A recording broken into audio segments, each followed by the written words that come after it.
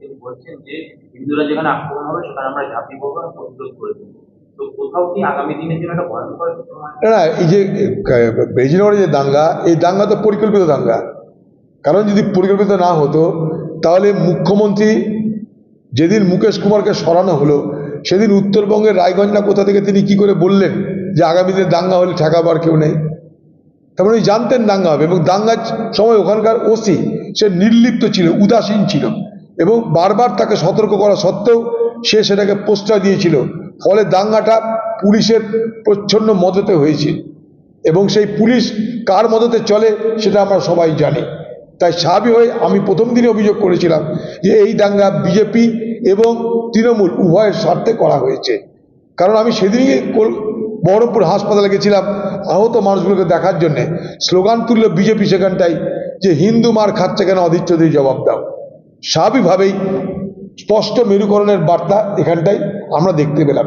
তৃণমূলের এমএলএ সে বলছে 70% মুসলমান, 30% হিন্দু, তাদেরকে যা খুশি তাই করা যায়। অথচ দিদি সেখানটা কিন্তু চুপ করে আছে। তার মানেটা কি? মুসলমান দেখো আমি তোমাদের কত রকমভাবে সাহায্য করছি, হিন্দুকে মারতে গেলেও আমরা তোমাদেরকে সমর্থন করব, এই কথাই তো স্পষ্ট হচ্ছে। তাই স্বাভাবিকভাবেই মোদি এবং দিদি উভয়ে এই বাংলার রাজনীতিতে ক্রমশ তৃতীয় শক্তির উত্থান দেখে তারা কিন্তু আজ হতাশাগ্রস্ত। মোদি এবং দিদি উভয় তৃতীয় শক্তি, অর্থাৎ কংগ্রেস বামের যে উদয় হচ্ছে, কংগ্রেস বাম যে যৌথভাবে বাংলায় রাজনীতিতে তার নিজের অস্তিত্বের প্রমাণ দিচ্ছে নতুন করে, তাতে উভয় দল আতঙ্কিত।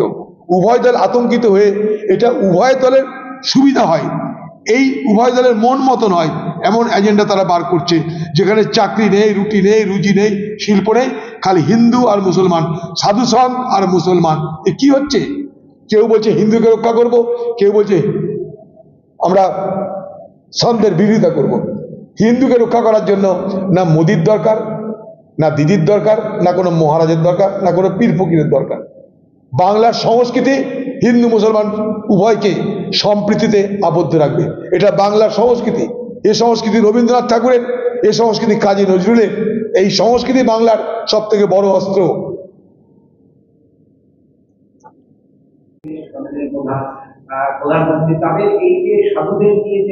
দেখুন, সাধুদের নিয়ে মুখ্যমন্ত্রী এমনি এমনি বলেনি। সাধুদেরকে গালাগালি করার মাধ্যমে বাংলার মুখ্যমন্ত্রী ওনার পায়ের তলা থেকে হারিয়ে যাওয়া তৃণমূল ভোটটাকে তিনি দখলে রাখতে চাইছেন। ভাবছেন সাধু সন্তের গালাগালি দিলে সংখ্যালঘু মানুষ খুশি হবে, আমাকে ভোট দিবে।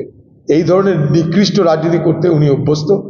আমার একটাই বক্তব্য, না প্রধানমন্ত্রী না মুখ্যমন্ত্রী ভোট যখন মানুষের সমস্যা নিয়ে, মানুষের ভালো মন্দ নিয়ে আলোচনা হোক, ভোটের সঙ্গে ধর্মকে মিশিয়ে দিয়ে মাখিয়ে দিয়ে এ কি রাজনীতি হচ্ছে বাংলায়, আমরা তা দেখে অত্যন্ত দুশ্চিন্তাগ্রস্ত হচ্ছে। এই কারণে বাংলার মানুষ এই ধরনের সাম্প্রদায়িক রাজনীতির সঙ্গে এর আগে পরিচিত ছিল না।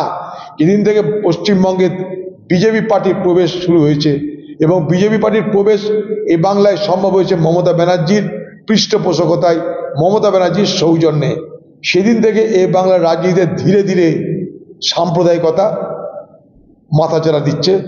এবং বাংলার মুখ্যমন্ত্রী এবং ভারতবর্ষের প্রধানমন্ত্রী উভয়ে এই সাম্প্রদায়িক রাজনীতির দুটো মেরু হতে চাইছে, দুটো পোল হতে চাইছে। দুটো পোলে দাঁড়িয়ে এ সাধুদের কথা বলবে, এ সাধুর বিরুদ্ধে কথা বলবে। সাধুর কথা বলে হিন্দু ভোট নেবে, সাধুর বিরোধিতা করে মুসলমান ভোট নেবে। এই একটা অদ্ভুত ঘৃণ্য রাজনৈতিক খেলা চলছে বাংলায় বলে আমি মনে করি।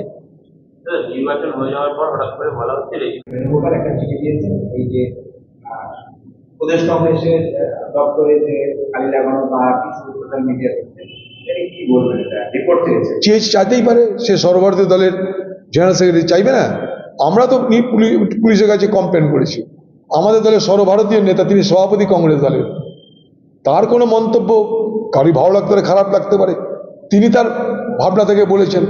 সে ভাবনাকে আমরা সবসময় সম্মান জানিয়ে কথা বলি, তার ভাবনাকে সম্মান জানিয়ে কথা বলি, তাকে সম্মান জানিয়ে আমরা সব কিছু করি। তিনি আমাদের শ্রদ্ধেয়, তিনি সর্বভারতীয় দলের সভাপতি। সেখানে যদি পার্টির পক্ষ থেকে কোনো তদন্ত হয়, সে তদন্তে আমরা সবাই সাহায্য করব। এতে বলে নতুনত্ব কিছু নেই, পার্টির ডিসিপ্লিন থাকা উচিত, সবাই আমরা সাহায্য করবো সেই তদন্তে।